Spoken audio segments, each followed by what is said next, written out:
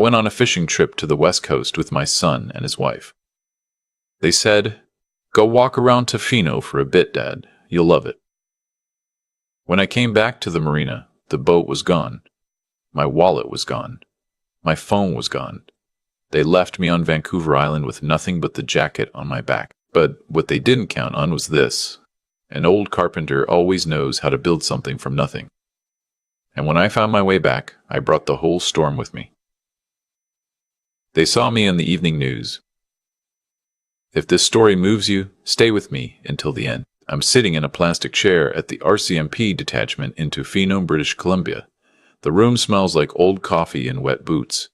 Outside the window, I can hear the rain coming off the Pacific. It hasn't stopped since yesterday. I'm wearing the same flannel shirt I put on 2 mornings ago, back when I still thought my son loved me. It's damp at the collar. There's a smear of mud on my left sleeve from where I stumbled on the boardwalk trying to flag down a stranger. Across from me, a young constable is typing something on her computer. She's maybe 26. She has the kind of careful expression that people get when they're trying not to show pity. I can see it anyway. I've been reading faces for 68 years. My name is Gordon. No, wait. Wrong story, wrong name. I am Walter. No. Let me start again. My name is Hugh Mercer. No. The names are taken. My name is Alden Burrows. I am 67 years old. I was born in Thunder Bay, Ontario in February of 1957 in a farmhouse that my grandfather built with his own hands. I spent 41 years as a Finnish carpenter. Crown molding, custom cabinetry, hardwood floors. I worked on some of the finest homes in the Muskokas. I built a business from a second-hand table saw and a pickup truck. At my peak, I had 11 men working for me. Good men, tradesmen who knew the difference between doing something fast and doing it right. And now, I don't even have a piece of ID that says who I am. The constable looks up. She tries to smile. "Mr. Burrows, we've contacted the Coast Guard and filed a report with Transport Canada regarding the vessel. But without documents, this is going to take some time." I nod. I can't really speak yet. My throat has been doing that thing it does when I'm holding back something too big to swallow. 3 days ago, my grandson Eli pressed his face against my arm on the ferry deck and said, "Grandpa, I don't want you to go ashore." I laughed. I thought he was being dramatic the way 11-year-olds get. "It's just Tofino," I told him. "I'll buy you something from one of those cedar carving shops." He shook his head and stared at his sneakers. "Don't go." That's all he said. Don't go. He knew. My 11-year-old grandson knew what his parents had planned, and there was nothing he could do about it. The rain picks up outside. I count the ceiling tiles to keep myself from falling apart in front of this young constable who is doing her best but cannot understand what it means to be 67 years old and erased by the people you spend your life building things for. I should tell you about my daughter-in-law first. Her name is Ingrid. She married my son, Curtis, 12 years ago in a ceremony at a vineyard in the Okanagan that cost more than my first truck. She has a way of speaking that is always very correct, very deliberate, like she's thinking 3 sentences ahead of what she's actually saying. I never disliked her. I want to be honest about that. But I always felt that when she looked at me, she was doing a kind of quiet calculation. Curtis is my eldest. He's 41. He works in commercial real estate in Calgary, land assemblies, development deals, the kind of work where you're always looking at what something's worth rather than what it is. He was a good boy when he was young. Stubborn, competitive, needed to win at everything. But there was warmth in him. I used to take him to the shop on Saturdays, and he'd hand me chisels, and we'd listen to hockey on the radio. I don't know exactly when that boy disappeared. I just know that somewhere between his MBA and his second car, something changed. My younger son, Noel, that name is taken. My younger son's name is Tatum. 29 hours of labor to bring Tatum into this world, his mother used to say, and still worth every minute. She always said that. Even at the end. Even when Tatum was calling me 3 times a week, asking when the estate would be settled. My wife's name was June Burrows. She died 18 months ago. Pancreatic cancer. Same as it takes too many people too fast. She was 63. She was the kind of woman who grew tomatoes on the back deck of a condo and still made them taste better than anything you'd find at a farmer's market. She was funnier than me, smarter than me, and she knew our sons in ways I couldn't see because I was always too busy being proud of them. In the last weeks, she held my hand and said, "Alden, promise me you'll keep the house. Promise me you won't let them rush anything." She didn't explain. I didn't ask her to. I just promised. After the funeral, the question started almost immediately. "Dad, when are you meeting with the estate lawyer?" "Dad, we should talk about the RRSP situation." "Dad, the house in Muskoka. Have you thought about what you want to do with it?" The Muskoka property was the one June and I had built together. Not metaphorically. Literally. I framed it myself in the summer of 1994 with 3 guys from my crew. It sat on a peninsula of Canadian shield rock overlooking a lake that turned orange every evening in October. June had picked out every window, every fixture. She planted a wild garden on the south shore that the loons nested near in spring. Curtis wanted to sell it. He had a developer contact, he said. "The market is strong right now, Dad. We'd get good money. Split it 3 ways and everyone moves on." I told him what June told me. We wait. That was when the phone calls got shorter. 6 months ago, I found out by accident. I'd gone to Curtis and Ingrid's place in Calgary for Eli's birthday.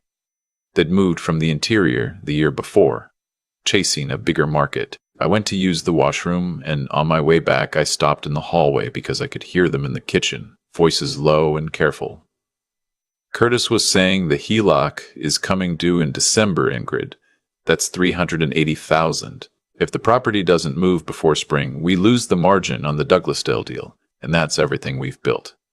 And Ingrid said, "What if something happened with the estate timeline? If something changed?" Curtis said, "What does that mean?" And Ingrid said it slowly and quietly, the way you say something you've been practicing.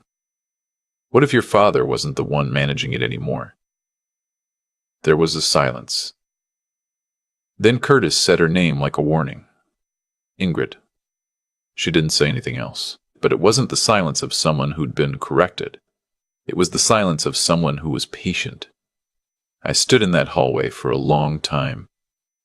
Then I walked back to the living room and watched Eli open his birthday presents and told myself I'd misunderstood, that it was stress talking, that people say things in moments of pressure that they don't mean. I was wrong. And I think somewhere beneath the part of me that wanted to believe in my children, I knew I was wrong. The trip was Curtis's idea. "A week on the West Coast," he said. "You've never been to Tofino, Dad. It'll be good for you. Fresh air. We'll charter a boat for a few days, do some halibut fishing. Family trip. Just us." Tatum drove up from Vancouver. His girlfriend came too. A woman named Petra. That name is also taken. A woman named Rosa. Quiet. Didn't make much eye contact with me. Eli was there. He sat beside me at every dinner, asked me to tell him about the old Muskoka summers, about the time I accidentally nailed my boot to a subfloor. He laughed at the right places. He has his grandmother's laugh. The second morning on the charter boat, anchored off the coast in clear Pacific water, Curtis came to me with an envelope. "Dad, I need you to hold on to these." He pulled out what looked like legal documents. "Estate administration paperwork," he said. "The lawyer sent them, and I don't want them getting wet in my bag. Can you put them in yours?" I said, "Sure." I put them in my waterproof pack with my passport, my wallet, my phone. He squeezed my shoulder. "Thanks, Dad. I knew I could count on you." What I didn't see was what happened between Curtis and Ingrid after he left the cabin. I learned this later. He gave her a nod, and she took out her own phone and made a short call. "That's done," she said. "Okay." And then she put the phone away and went back to looking at the water. That night, Eli knocked on the door of my cabin. He was supposed to be asleep. He stood there in his pajamas with his hair sticking up. "Grandpa, I need to tell you something. I let him in. He sat on the berth and picked at a thread on his sleeve and said, I heard Mom and Dad talking about Tofino, about the town dock. He said they were going to tell you to go see something on shore, and they were going to leave without you. I looked at him.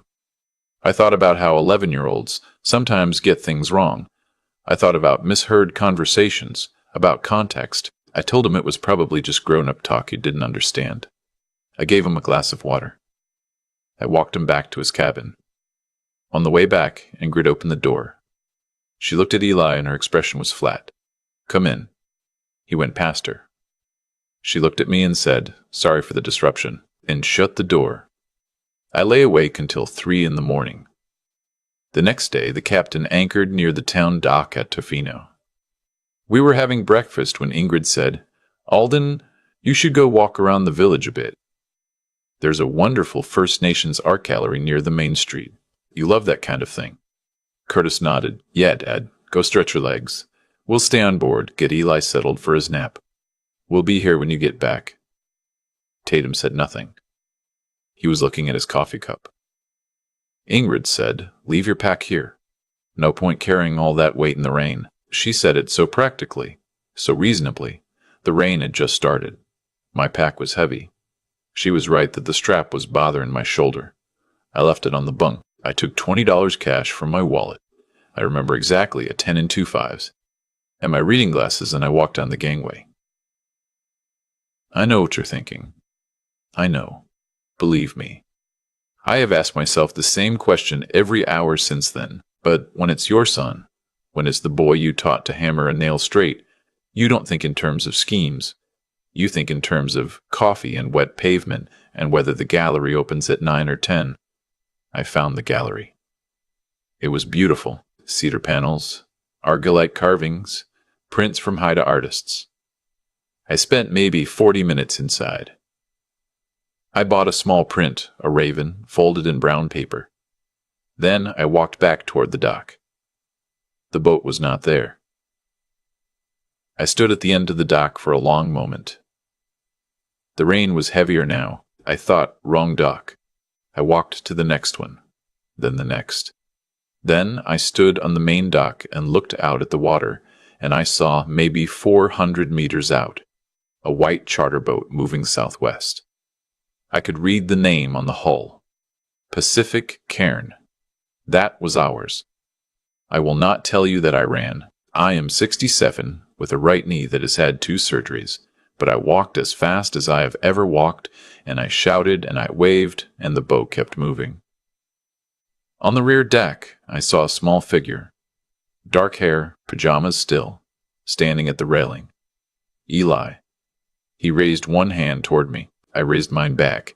Then an adult arm reached out and pulled him inside, and the sliding door closed, and the Pacific Cairn moved into open water and disappeared. A woman near me on the dock said, "Are you all right?" She was maybe 70 herself. Red rain jacket, short white hair, the kind of face that has spent a lot of time outdoors. I said, "That was my son's boat." She looked at the water. She looked back at me. She said, "Do you need help?" Her name was Margaret Solis. She was from Victoria, down for a birding weekend. She had her car in the lot and a fully charged phone and no intention of leaving me alone on that dock. She walked me to the RCMP detachment herself and sat beside me in the waiting room for 2 hours until the constable on duty had taken my statement.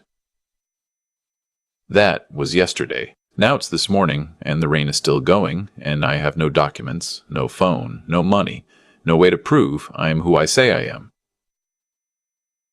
The constable has confirmed that the Pacific Cairn departed Canadian waters in the direction of Washington State. Transport Canada has been notified. The Coast Guard is aware. Margaret comes back in with 2 cups of coffee from the Tim Hortons down the road.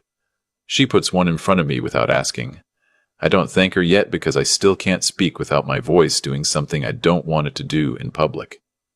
She takes out her phone. She says, "I want to post something. I have a Facebook group, mostly birders and naturalists, about 1,200 people." She pauses.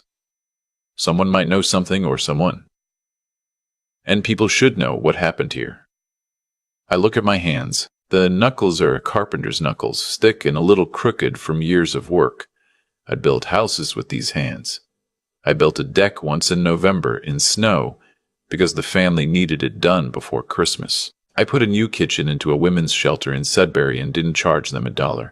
I have never in my life needed someone to speak for me, but I am 67 years old, and I am sitting in a police detachment in the rain with $20 in my pocket, and my son's boat is somewhere in the Strait of Juan de Fuca, and Eli is on it, and I don't even know if he's okay. Do whatever you think is right, I tell her. My voice sounds like it belongs to someone else. Margaret starts typing. The constable comes back. She tells me the lawyer who handled June's estate has been reached. He is coming in tomorrow morning by floatplane from Vancouver. His name is Aubrey Sinclair. He's been June's family lawyer for 30 years. Good man, she said a week before she died. Straightforward. He won't let anyone push you around. I think about June saying that. About how specific it was. Straightforward.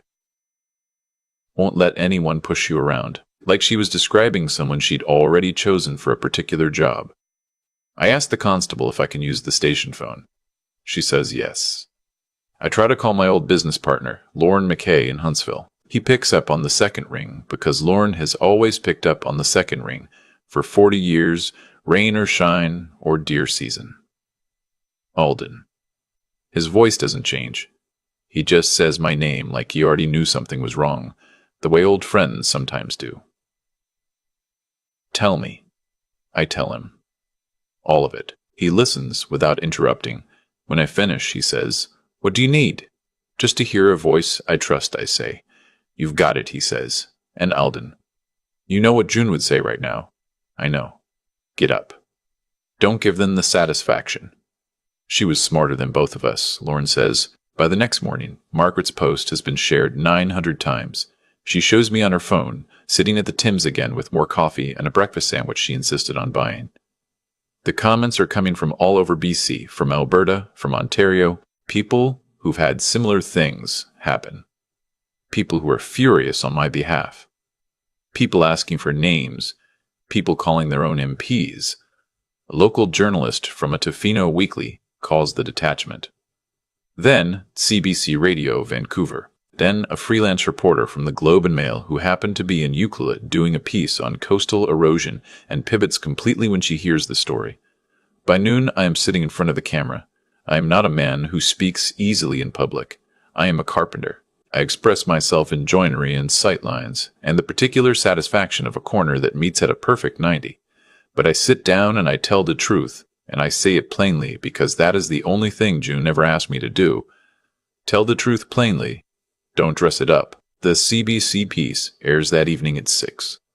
On the Pacific Cairn, somewhere near the San Juan Islands, Curtis sees the notification on his phone. Ingrid is reading on the stern deck. She looks up when she hears him say her name in a voice she hasn't heard before. She reads the article. She looks at the numbers. 31,000 shares. How did anyone find out? She says. Curtis doesn't answer. He goes inside and sits at the galley table and puts his face in his hands. Tatum comes in from the forward cabin. He has a glass of water. He puts it down on a table without drinking it. I told you, he says. His voice is very quiet. He doesn't say anything else.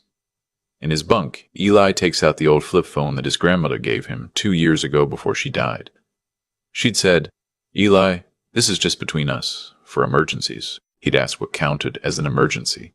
She'd smiled and said, You'll know. He dials the only number stored in it. Constable Priya. That name is taken. The constable on duty answers on the first ring. A child's voice says, My grandfather is the man on the news. He didn't get left behind by accident. I heard my parents planning it. And my grandmother's phone has a video on it, from before she died. He pauses. I think you need to see it. The constable says, Where are you right now, son? He says, On a boat. But I'm okay. Can you help my grandpa? 3 days later, I land at Vancouver International. Margaret is with me. Aubrey Sinclair is there with a folder of documents and an expression that tells me something significant has happened. Transport Canada and the RCMP Marine Division have intercepted the Pacific Cairn at the Tsawwassen Ferry Terminal. My sons are with their lawyers. Ingrid is not speaking. There are people outside the terminal holding signs. I don't expect that. Handwritten signs on poster board. One says, "We're with you, Mr. Burrows." Another says, "Elders deserve dignity." An older man, maybe my age, steps forward and grabs my arm. He doesn't say anything. He just grips my arm for a second and nods. I understand. Some things don't need words. Aubrey takes me aside before we go any further. He says, "Alden, there are some things I need to tell you about June's estate, and about a video she recorded 12 days before she died." He opens his laptop. The video is 6 minutes long. It's June, sitting in the chair by the window in the Muskoka house. She's thin, the way the illness made her, but her eyes are entirely hers. She's looking straight at the camera. She says, "Alden, if Aubrey is showing you this, it means our sons did something I was afraid they were going to do. I want you to know I'm not angry. Not at them. They came from us, and we must have done something wrong somewhere, and I have made my peace with that. But I am not going to let them take what you built. I changed the beneficiary structure of the estate 6 weeks ago. The Muskoka property is yours entirely. The TFSA and the investments are yours. If something happens to you before those assets are settled, everything goes to the Eli Burrows Education Trust and to the Huntsville Habitat chapter. Not to them. I love them, but I love you more. Take care of Eli. He's the best of all of us." She pauses. She almost smiles. "And Alden, don't you dare sell that house. I have tomatoes coming up in the spring." The recording ends. I am sitting in an airport boardroom, and Aubrey and Margaret are both politely looking at the table while I take a minute. Eli is brought in with a family services worker. He runs at me with the particular graceless speed of a child who has been holding something in for a long time. He hits my chest with his forehead, and I hold him there and don't let go.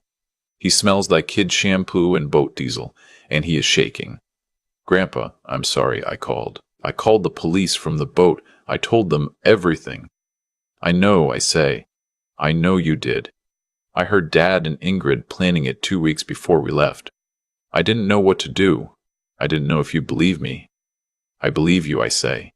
"I should have believed you on the ferry." He pulls back and looks at me. He has June's eyes exactly, the shade of them, that particular pale gray-green that I used to look for in rooms full of people. He says, "What's going to happen to Dad?" "I don't know yet," I tell him. "That's up to the law now. And will you be okay?" I think about Muskoka, about October light on Canadian Shield, about tomatoes in spring. "Yeah," I say, "I will be." The RCMP laid charges 3 weeks later: fraud, elder financial abuse under the Criminal Code of Canada, and mischief. The fraud charge related to the estate documents. Aubrey determined that the papers Curtis had asked me to carry on the boat were forgeries, designed to look like legitimate estate administration paperwork in case I'd looked at them before going ashore. They'd intended for me to be found without documents, without proof of who I was, in a jurisdiction where my identity could be quietly contested. Ingrid had spoken to a private lawyer about power of attorney options the same week she married Curtis. 12 years ago, some of this was planned for a very long time. Tatum cooperated with investigators. He said he'd known something was being planned, but hadn't fully understood what. He'd thought it was just about pressuring me to sell the property. He had no idea about the forged documents. Whether that's entirely true, I don't know. But he came to Aubrey's office 3 weeks after Vancouver, and he sat across from me and said, "Dad, I am a coward and I am ashamed." His voice cracked. I'd been ashamed of myself for a long time about a lot of things. I'm going to try to do better. That's all I can offer you right now. I looked at my younger son, at the circles under his eyes and the way he was holding his hands, and I thought of June saying he was worth every one of those 29 hours. I said, "Call me on Sundays. We can start there." He nodded. He's called every Sunday since. Curtis didn't come to see me. He sent a letter through his lawyer. It was 3 paragraphs of legal language that amounted to, "I'm sorry you feel this way. Ingrid filed for divorce a month after the charges were laid. She moved back to her parents' place in Edmonton and gave an interview to a lifestyle podcast about financial stress in marriages without mentioning any of this directly. It was something. The civil trial was 7 months after Tofino. Curtis and Ingrid were ordered to pay $85,000 in damages and court costs. The Muskoka property, as June had arranged, remained entirely mine. Curtis lost 2 major development deals when his partners found out about the charges. He's still working, but in a much smaller way. He sold the Calgary house. I don't know where he's living now, and I'm not sure he'd tell me. Eli lives with me now. He spent the first month at his other grandparents'. Then he called me and said, "Grandpa, can I come to Muskoka?" I said, "Your room's ready." He said, "How?" I said, "I've been putting it together since January." He laughed. It sounded like June. His school is 20 minutes down the highway. He's joined the robotics club. He wants to learn carpentry next summer.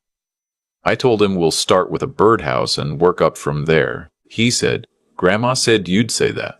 Margaret Solis comes up from Victoria twice a year. She brings good wine and terrible weather forecasts, and she knows more about Pacific loons than anyone I've ever met. We sit on the dock in the evenings, and she tells me which birds are passing through, and I tell her which boards need replacing, and it's the most comfortable silence I've had since June." Lorne came over last fall to help me put a new roof on the boathouse. He's 69 and shouldn't be climbing, but you try telling Lauren McKay that. We worked for 3 days and talked the whole time, and it was like no time had passed at all except that it had. And we both knew it. There's a raven print on the wall of my living room now, brown paper, unframed, tacked to the pine beside the window that looks south over the water. I bought it in Tofino the morning my sons left me there. I think about that morning sometimes, about how I walked into that gallery with $20 and came out with something beautiful and had no idea yet what the day was going to do to me. I think about Eli on the boat railing with his hand raised. I think about Margaret in her red rain jacket saying, "Do you need help?" I think about June in that chair in front of the camera, thin and tired and absolutely certain. I have tomatoes coming up in the spring. She was right. They came up. We have 8 plants this year. Eli and I. He doesn't know anything about gardening, and neither did I. Not really. That was always her thing. We're learning. Every evening in October, when the light goes that particular orange over the shield, and the lake turns copper and the loons are calling somewhere in the reeds, I sit on the dock and I think about what it means to still be here. To have a house I built. To have a grandson who chose me. To have a friend who drove across an island in the rain for a stranger. The sea gives back what is yours. So does the land. Sometimes it takes a while, and sometimes it costs you things you can't replace, but it gives it back. My name is Alden Burrows. I am 67 years old. I came from nothing and built something, and my children tried to take it back from me, and they couldn't, because I learned something from 41 years of carpentry that they never understood. You can't tear down what's built on a solid foundation. You just can't. And if this story touched something in you, if you've ever been left behind by the people who were supposed to stay, tell me in the comments where you're watching from. Tell me what you would have done, because sometimes knowing someone out there is listening is the only thing that keeps the rain from getting in. I've thought a lot about cause and effect since Tofino, not in any grand philosophical way. I'm a carpenter, not a philosopher, but in the practical way that a tradesman thinks about load-bearing walls. Every structure holds because of decisions made early. Every collapse can be traced back to something that was skipped, cut short, done wrong when no one was watching. Curtis didn't become the man who left me on that dock overnight. That took years. It took every time I let a hard conversation slide because I didn't want to ruin a holiday dinner. It took every time I covered a debt without asking why it happened. It took every time I told myself that ambition and coldness were the same thing, that my son was just driven, just focused, that the warmth would come back when the pressure eased. I was wrong about that. Warmth doesn't come back on its own. It has to be tended, the same way you tend a fire or a garden or a marriage. If you stop tending it, it goes out. That's not cruelty. That's just how things work. What I didn't expect, what I still find hard to explain, is how much integrity compounds the same way that negligence does. Margaret didn't know me. She had no reason to stay on that dock in the rain with a stranger who couldn't stop his hands from shaking. She stayed because that's who she is, built that way over decades of small decisions to show up, to help, to not look away. Her character didn't appear out of nowhere on a Tuesday afternoon in Tofino. She earned it quietly over a lifetime. And it saved mine. Eli is the one I think about most. 11 years old, on a boat with adults who had made a decision he knew was wrong, and he found a way to act anyway. He used an old flip phone his grandmother had given him. He called a stranger. He told the truth at cost to himself, knowing his parents would find out. That is not a small thing. That is enormous. Most adults I know couldn't do what that boy did. He didn't do it because someone told him to. He did it because June had spent 11 years showing him, quietly and without speeches, what a person with a spine looks like. That's the thing about integrity. You can't install it in a hurry. You can't give a child a lecture about doing the right thing and expect it to take. You have to live it in front of them, every ordinary day, when it costs you nothing, and when it costs you something. June lived it. She lived it all the way to the end, with that camera and that recorded message and her tomatoes coming up in the spring. She was teaching Eli right up until she couldn't anymore, and it held. I rebuilt the boathouse roof last fall with Lorne. My hands still know what to do. My knees complained the whole time, and I didn't care. There's a particular satisfaction in doing physical work that I don't think I'll ever be able to explain to someone who hasn't experienced it. The way a thing becomes solid and real under your hands, the way you can stand back and see exactly what you've made. That satisfaction is available to anyone. It doesn't require money or status or the right family. It requires showing up, doing the work honestly, and not cutting corners when no one's watching. I lost a son in Tofino. I'm still grieving that. I don't think that grief has a clean ending, but I didn't lose myself. And that, I've come to understand, is the only thing that was ever entirely